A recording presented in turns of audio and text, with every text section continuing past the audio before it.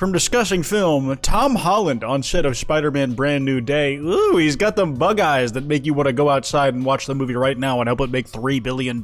Hey fellas, Onish here, and welcome back to With a Y. And today I wanted to talk about some stuff relating to Spider-Man because that's always going to be my goat. It probably will be till the day I die. They're going to have Tom Holland in this role until he's like at least 83. Do the Calci over-under, not sponsored. I just like gambling and losing my life savings. Minor spoilers for Brand New Day from this point on. But if you've seen the movie, you recognize what this is from. Like, the spider DNA is just taking him over and he's just going fucking nuts, and he's like, I have no pupils anymore or retinas. I have to wear contacts for the rest of this performance. It's nice to know that they did that practical, but holy shit, releasing this image to the wilds of Twitter may have been maybe not a mistake, but definitely an opportunity for a lot of people on there. Tom Holland, when you shake a bag of Tom Holland food, you just jiggle it in front of him and he's like certainly enticed. This is a reference to like what the fuck your cat does when you like show it anything regarding food or catnip. Dogs probably have their pupils widened when something excites them as well, but that's not the majority of the experience with Twitter. Usually it was people just doing freak-ass photo edits and then saying, Tom Holland on the set of X thing I just edited him into. Tom Holland on the set of The Binding of Isaac. And you know, you gotta make him bald, like that's canon accurate. You left some shadows that could be seen as a hair there, which is really like bad to the source material. But you know, you kept the entire black eye contacts that he was wearing, and you made him cry. That's really important. And you made his mouth wide as fuck.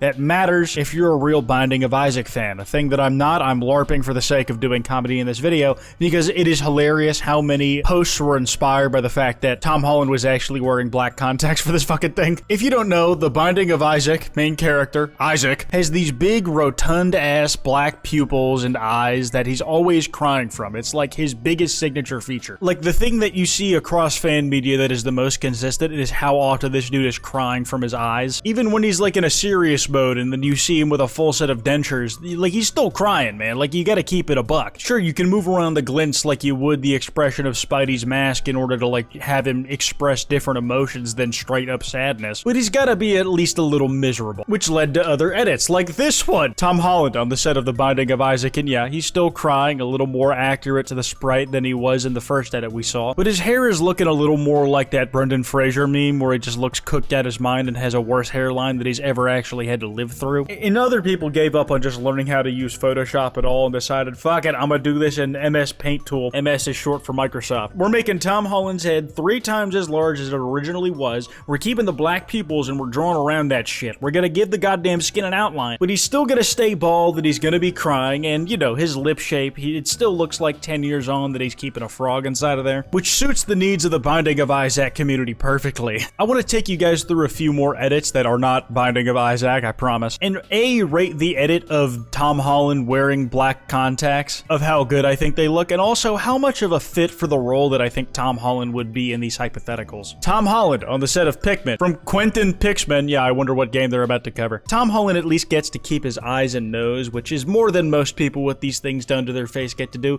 but he also does have the top of his forehead extended way higher than it actually goes and then turned into a sperm dropling. And to get all the skin that he needs to create that formation, he had his mouth stolen from him. I personally think Tom Holland would make an incredible Olimar, but Olimar is just a guy in a suit and the antenna he has is just part of that suit. The big nose he has is completely separate of the iconic design that we've all come to know through Super Smash Bros. Brawl and through nothing else. At least the majority of y'all. I know there's at least a few Pikmin diehards in the chat, including Shigeru Miyamoto, who loves this channel. I think it's more likely that in this movie, Tom Holland has been cast as a Pikmin physically. He's almost as short as Quite. He edges him out by a few inches. Good for Tom Holland. Anything you have over Quite, but even if it is literal inches, is like something to celebrate. But if he looks like this on set with the physical antenna, it's just not lore accurate, and I just do not think Nintendo would let that sort of thing slide. Tom Holland on set of Hollow Knight. It's kind of crazy because they got the outfit and the costuming down to like a science. They did that shit perfectly. But they had to CGI Tom Holland's face to be wider than it actually is. You know, black beady eyes, he's got like the horns that match the rest of his facial tone, but I think if they really wanted to be accurate with this, they should have taken like a Phillips One blade and just like skinned Tom Holland's entire face off and just had his actual skull show out and then paint over the teeth so that it like is all consistent. This is one of the only edits you're gonna see during this video video where they had to physically widen Tom's face in order to like make it match the proportions. You know, a bit I had planned in advance for this video was that I was going to try and do impressions of the characters that Tom Holland is supposedly playing in the movies that he's on the set of. But unfortunately for me, the knight does not speak at all, so like it makes this job a lot harder. You know, the hardest job that is physically possible for a human to do. Way harder than an actor, way harder than a guy working on an oil rig, way harder than like a fucking attorney, man. Nothing is harder than being a robot who could automate all his processes, who makes YouTube content. Just shout out Leg Eater or Leg Dinner. I guess that's all like a bit associated with each other for the work they did on the costuming on this particular edit. Tom Holland on set of Geometry Dash. You could almost just forget that he was wearing black contacts in the original image and just like ask yourself what the fuck is going on if you've never played Geometry Dash. I've played the first couple levels of that game, and honestly, I really do not have an idea or even a proposal of what the script could be for this movie.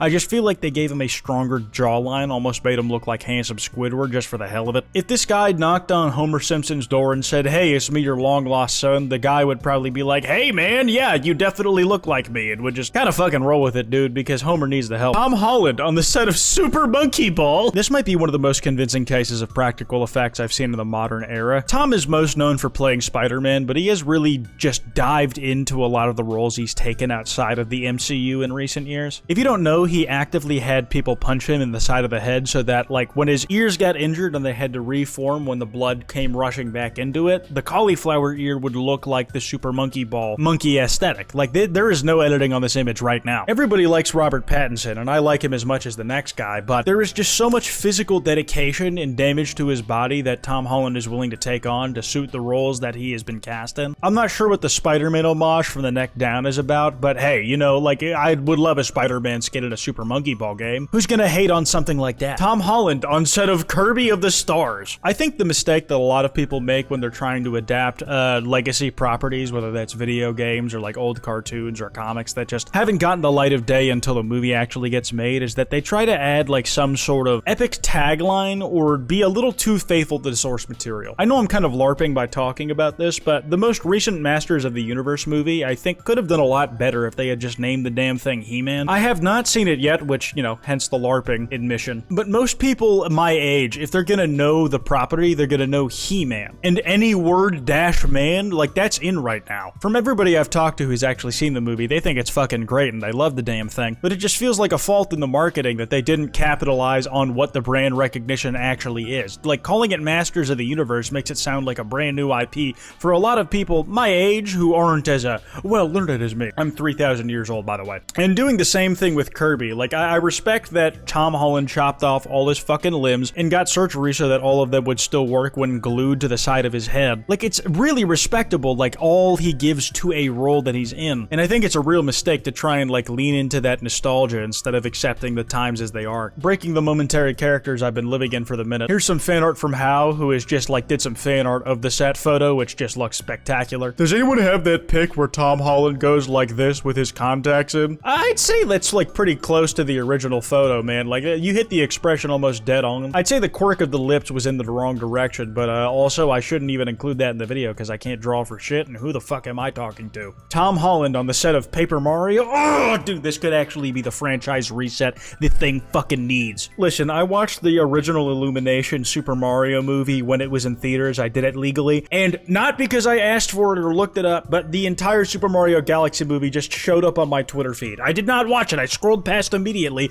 because watching it would be a crime. But Paper Mario as like a spin-off franchise when both of those other two movies have made $1 billion could be the type of reset that the franchise needs for real diehards, you know? Use it as an excuse to work in all of these little lore things that would make some homies of mine really happy to see on the big screen. But also, like, you know, throw a little bit of a narrative in there. And you know, like, maybe just throw it to a different animation studio other than Illumination, and like maybe they'll do something crazy. You never know. Maybe Nintendo lets their arch rival in gaming, Sony, take it on with their animation department. That's never gonna fucking happen. Why did I even suggest that? Why did you guys let me suggest that? Obligatory Deltarune mention, Tom Holland on the set of Deltarune as W.D. Gaster. Jokes aside, I could honestly see Tom Holland just deciding to do some voiceover work, and then he has like a surprise, really raspy voice that you can barely keep together, like, "I've been waiting for you for so long. How lucky we are to be connected in this way. Tom definitely has that in his chest voice, man. Tom Holland on the set of Five Nights at Freddy's Secret of the Mimic. Nah, he's just gonna be one of the animatronics at this point at the live location in New Jersey. I think we have to be very wary of the voice actors being casted when that location goes live. A lot of things could happen. One last Deltarune reference before we hit the road. Tom Holland on set of Deltarune Chapter 1, The Beginning, and he's playing Ralsek. Honestly,